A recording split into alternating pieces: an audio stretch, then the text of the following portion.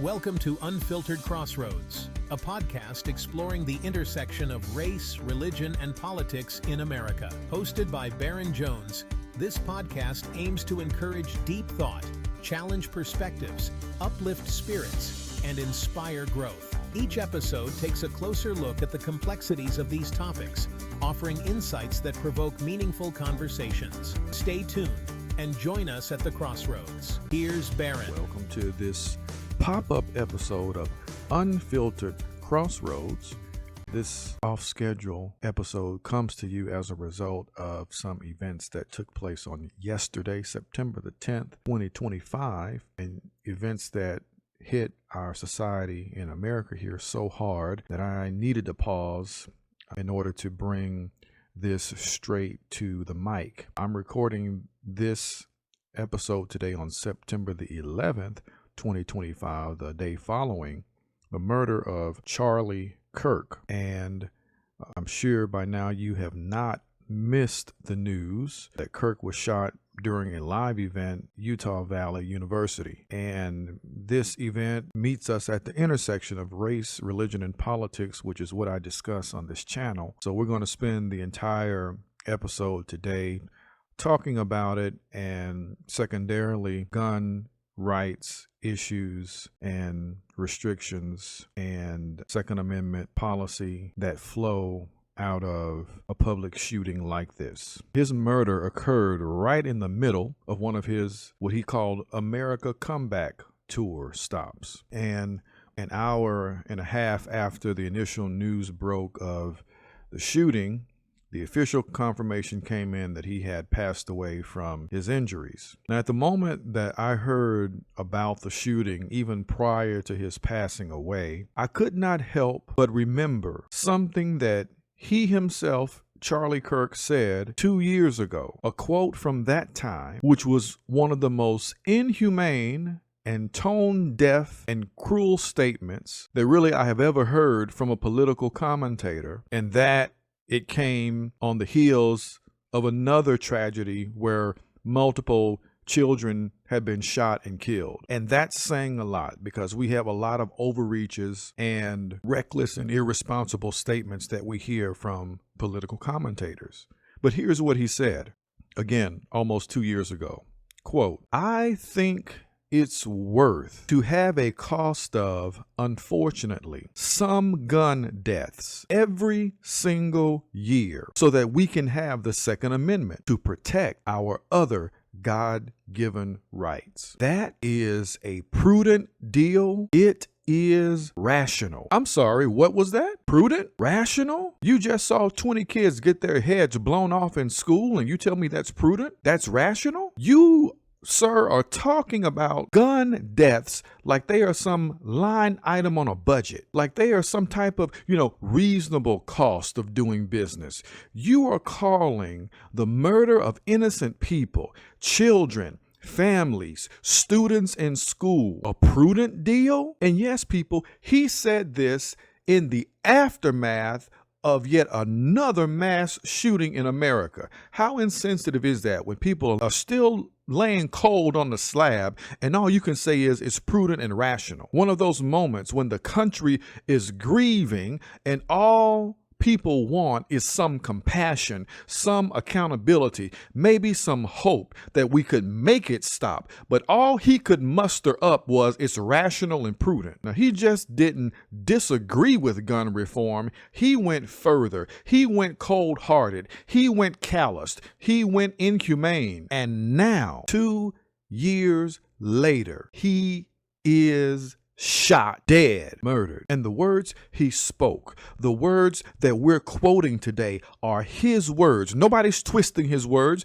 Don't get mad at us for something that somebody else said. Nobody's adding to his words. We're just holding up in the mirror and asking, is this now still a prudent deal? Is it still rational? Is it still worth it? Because let me ask you something. Do you honestly believe if someone had walked up to Charlie Kirk when he said what he said 2 years ago, that all of these gun deaths are rational and they're prudent, if somebody had walked up to him, grabbed his daughter, and put a gun to her head and said, "So, you're good with this? You said some of these deaths were worth it, right?" Do you really believe that Charlie Kirk would have stood there and said, "Yes, I'm good with it, go ahead"? You really believe that? You people are savages if you believe that, and if you think that that's somehow honorable because you think that you're holding to logic and principle. Of course not. These people talk with all this bravado when it's somebody else's child getting shot, somebody else's body,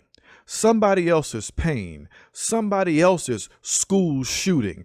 But what happens when it happens to you? But more importantly, why does it have to happen to you before you reconsider that maybe you are too cold-hearted and calloused in your approach to gun violence in America? When it's your neck bleeding out, when it's your death, public death, that becomes the price that has to be paid. Now, all of a sudden, quoting your own words back to you becomes offensive. That's what they're saying today. When we quote his words, it's offensive. So now the outrage isn't about the murder itself. The outrage is not about gun violence in America. The outrage is not about how American males are out of control with their anger and their violence and their guns. No, that's not the outrage. The outrage is that people are daring to remind the world what was said. And look, if you say that people just have to die for the sake of freedom, don't be shocked when that includes you.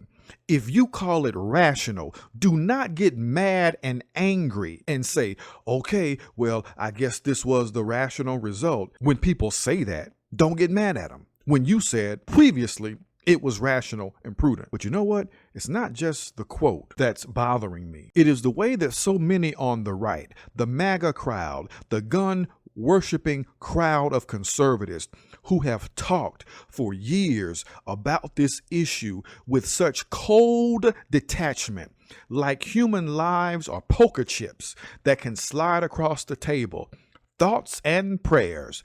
Thoughts and prayers, is just the price of living in a free and open society, they always say. Can't do anything about it. Criminals are going to always disobey the law, even though they still try to legislate everything else into illegality. So now it's your turn to feel the sting of that same dismissal that you have given to others, that same detachment, the same "we can't do anything about it" shoulder shrug. Now it was your guy this time, bleeding out on stage in your state, in your so-called safe state, gun-loving, open carry environment. But let's go a little deeper. Do you know what was on the shirt Charlie Kirk was wearing when he was shot? It was a shirt that said freedom. Now let that sink in for a moment, because this is the problem with American ideals. When freedom becomes an idol, something you worship over human life, you place freedom over human life. That's why y'all repeat that stupid phrase from Thomas Paine, "Give me liberty or give me death." That's insane. You worship freedom over compassion, freedom over empathy, then you end up dying with your idol stitched across your chest. But let's dig a little deeper. He died answering a question about gun violence and mass shootings. That's right. If you have not heard the audio, go and listen. The very question he was addressing was what took him out in that exact moment. But true to Charlie Kirk's nature, instead of actually engaging with the question about gun violence, instead of actually engaging with the question about mass shootings, he instead pivoted. Instead of acknowledging the real pain that people feel who have lost loved ones in mass shootings, what did he do? He deflected. He turned the conversation to trans people, said they were the problem. And then when he got pushed a little further, you know what he said? He said gang violence. Gang violence. Yeah, we know y'all's dog whistles. We know he's talking about black people. We know your dog whistles. We've been around you all of our lives. We know when you say one thing mean another. And as soon as he said the words gang violence, he was shot. I'm not making this up. Truth is stranger than fiction. The very man who spent his career denigrating black people, trans people, gay people, women. He went around the country building a platform, lying and misrepresenting black competence. The man who built a brand on fear-mongering and scapegoating.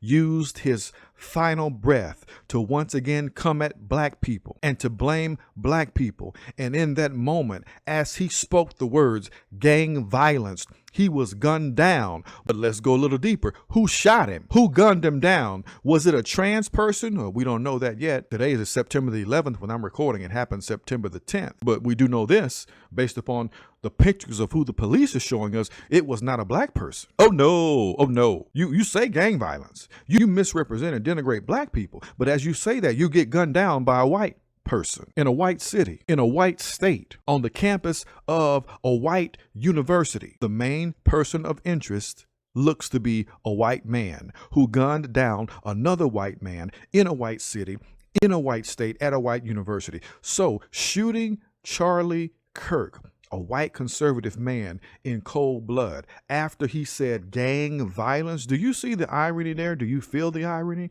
This is what happens, you see, when you spend your life chasing shadows, when you build your ideology on boogeymen, and when your whole movement is about critical race theory, drag queens, black pilots who are incompetent, gay teachers, and you don't double down on the actual statistics and the proven threats that this country is facing. No, you want to go around and chase boogeymen. Now, the real killers are still on the loose. And that's the irony, is that they still have not caught the real killer of Charlie Kirk, just as he chased boogeymen when he was alive, and he neglected the real killers in our society, like white supremacy, political hatred and violence from the right, which is higher than it is from the left. Oh no. But you're going to chase these spiritual boogeymen.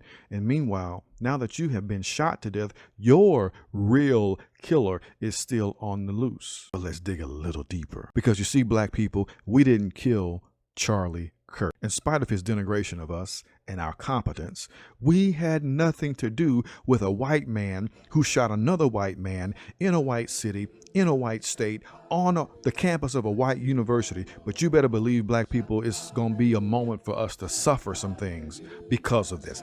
That's how it plays out in America. Black people and black institutions are going to come under threat. As I record this podcast segment, there have been multiple HBCUs across the country already have had to close campuses temporarily due to bomb threats and violence warnings. Black people didn't shoot Charlie Kirk. Black people didn't ask for this. And we have been trying to get people for decades to care about gun violence, not just since yesterday, decades. But because his movement is so built on blaming black people for a lot of what they see that they don't like, they can't see any other direction for their rage to go. So HBCUs, you're going to get it. Black people walking out and about, you're going to get it. Microaggressions in the workplace, black people are going to get it. Even when the shooter was one of their own, they look for somebody else to blame. And now we become scapegoats again, just like historically we always have been. Hallelujah.